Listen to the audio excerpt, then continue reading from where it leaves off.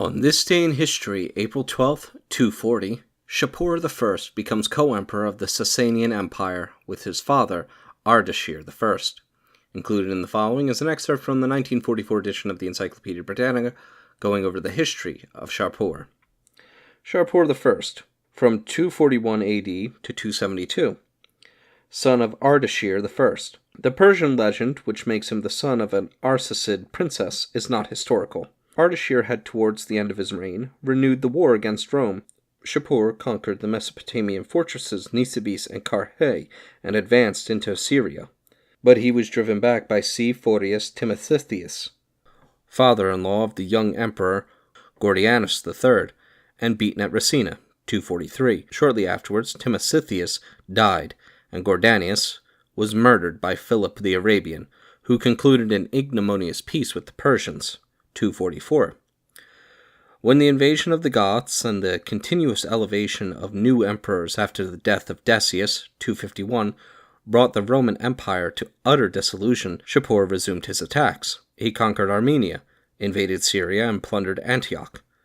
At last the Emperor Valerianus marched against him, but suffered near Edessa the fate of Crassus, 260.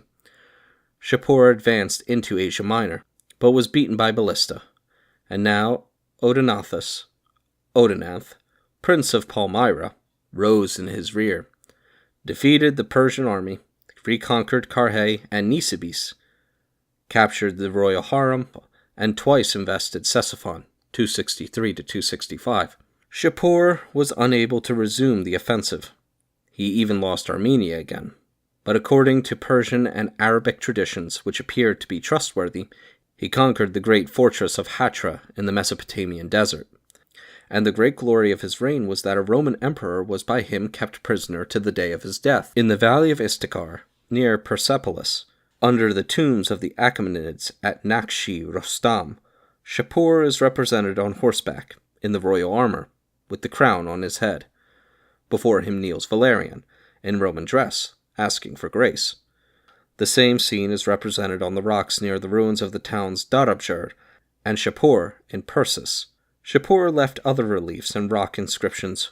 One, at Nakshi Rajab, near Persepolis, is accompanied by a Greek translation. Here he calls himself the Mazdayasinian, worshipper of Ahura-Mazda, the god Sapores, king of kings of the Aryans, Iranians, and non-Aryans, of divine descent, son of the Mazdayasinian, the god Artaxerxes, king of kings of the Aryans, grandson of the god King Papak. Another long inscription at Hajibad, Ishtkar, mentions the king's exploits in archery, in the presence of his nobles.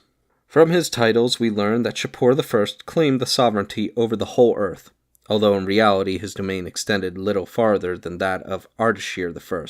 Shapur built the great town of Gundev Shapur near the old Achaemenian capital Susa, and increased the fertility of this rich district by a barrage through the Quran River near Shuster, which was built by the Roman prisoners and is still called Bandi-i-Caesar, the mole of the Caesar. Under his reign, the prophet Mani, the founder of Manichaeism, began his preaching in Persia, and the king himself seems to have favored his ideas.